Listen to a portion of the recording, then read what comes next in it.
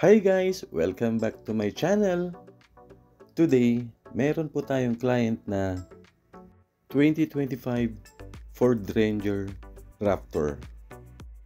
Itong Ford Ranger Raptor po nila, ang tinakbo lang nito, nasa 1,000 kilometers pa lang po. So, bagong-bago po siya. Ngayon, ang gusto ni client, palitan na agad yung mags and tires. Tapos, ang gusto ni client na size ng mags, size 17. Same po sa stock. Tapos, ang gusto ni client na gulong, mas malaki po sa stock na 285/70R17. Ang ilalagay po natin, 295/70R17. So, tara! Samahan niyo po ulit ako.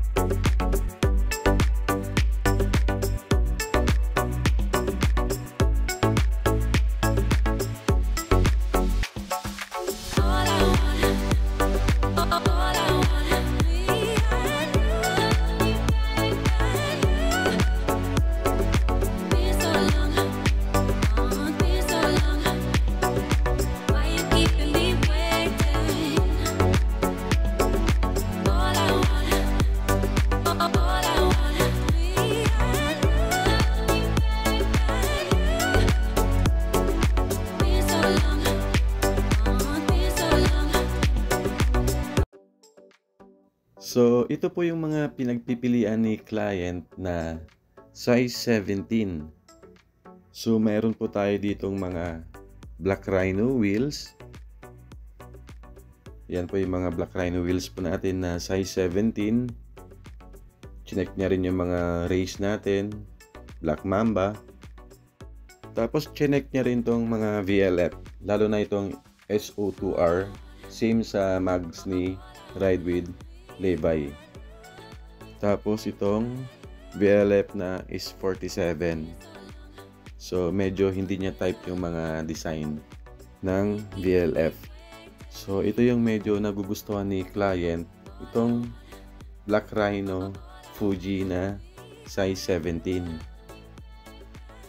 Tapos ito pong Black Mamba na size 17 din po. So, yan po yung pinagpipilian po niya.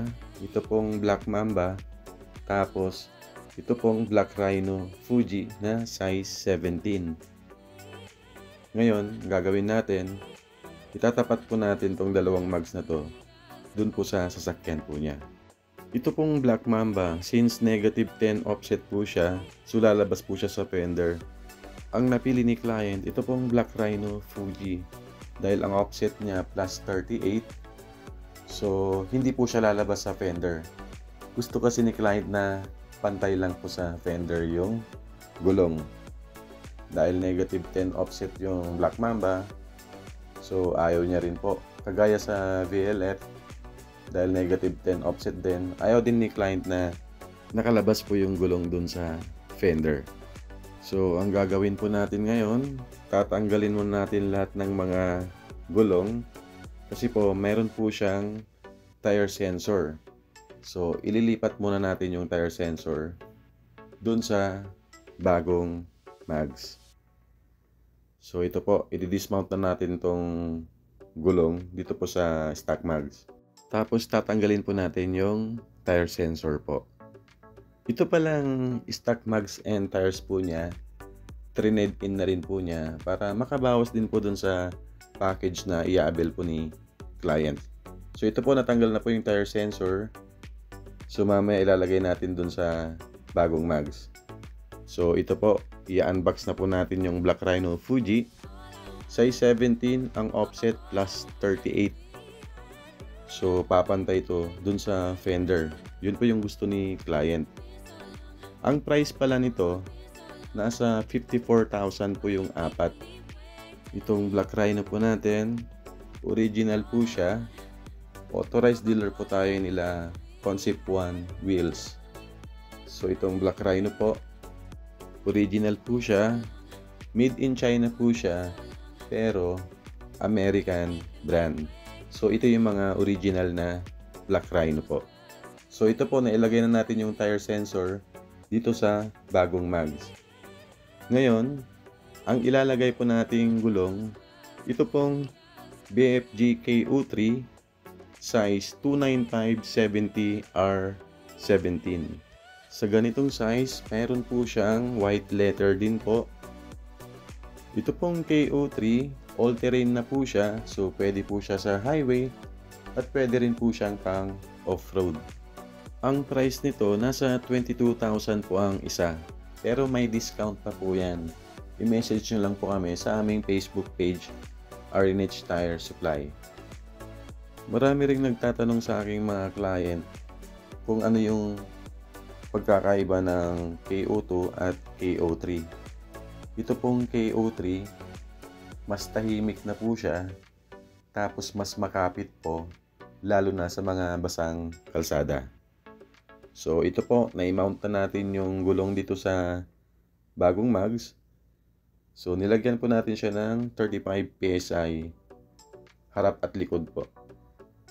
Ngayon, i-wheel balance na po natin siya para walang vibration po or wiggle sa high speed. Bago po natin ikabit yung mga gulong, so dito sa mudguard, hindi po sasayad yung gulong na ilalagay po nating 295/70R17 dahil ang offset ng mags na ilalagay po natin +38. So dito rin sa harap sa bumper, wala rin tayong gagalawin po dyan sa may fender liner po. So plug and play lang to. Mamaya check din natin para makita nyo walang sayad talaga. So ito po, kakabit na natin yung mga gulong. Ngayon, kung ang napili ni client yung VLF na -10 ng offset, tapos ang ilalagay natin 295/70R17, so malaki po yung sayad. Kailangang i-adjust yung fender liner at yung mudguard. Kasi po, kahit 285/70R17 yung ilalagay natin, tapos -10 yung offset ng mags, nag-a-adjust pa rin tayo sa mudguard kasi po sumasayad. Pero lalabas po siya ng almost 2 inches dun sa fender. So kung gusto niya ng macho look na nakalabas yung mga gulong, pwede tayo gumamit ng mga mags na -10 ang offset. Marami rin nagtatanong na mga client kung ito pong stock mags and tires ng Ford Ranger Raptor ay pwede po siya sa mga Ford Ranger Wildtrak. Actually po yung size na gulong na 285/70R17 kasya naman po sa mga Ranger Wildtrak. Ang problema lang, itong stock mags ng Raptor. Kasi po, sumasayad po siya sa caliper. So, kailangan po natin maglagay ng wheel spacers po para hindi po siya sumayad. Dahil ang offset +38, pantay po siya sa fender. Ngayon, i-check natin kung sumasayad ba yung gulong na nilagay natin na 295/70R17. Pag full turn, so malayo po yung gulong dun sa mudguard. Hindi po siya sumayad. Check din natin dito sa may bandang bumper. So nakikita nyo ang layo po. So wala po siyang sayad. Tapos na po yung installation po natin. So ito na po yung Ford Ranger Raptor po nila na naka Black Rhino Fuji na size 17. Tapos BFG KO3 295/70R17. Paggagamit po tayo ng aftermarket na mags, tapos gusto po natin lumabas dun sa fender, ang ilagay nating offset yung mga +1, +12 or 0, pwede na po yan. Tapos pag nag size 7 din tayo dyan, ang size ng gulong 285/70R17. Pag size 18 naman po, 285/65R18. Ngayon, pag size 20, Pwede po tayo maglagay dyan ng 285-55R20 or 295-55R20. Dahil naglagay tayo ng 295-70R17 dito po sa Ford Ranger Raptor, so tumaas po siya ng konti kumpara dun sa stock na 285-70R17. Diyan po yung gusto ni client na tumaas po siya, tapos hindi siya lalabas dun sa fender. Kung mayroon kayong mga katanungan, mga inquiries, pwede nyong i-comment po dito sa baba or i-message po kami sa aming Facebook page, Arinich Tire Supply. Pwede rin po sa aking Viber at sa WhatsApp. So hanggang dito na lang po ang video na to. Kung nagustuhan mo ang video na to, please like and subscribe. Ride safe guys! Bye!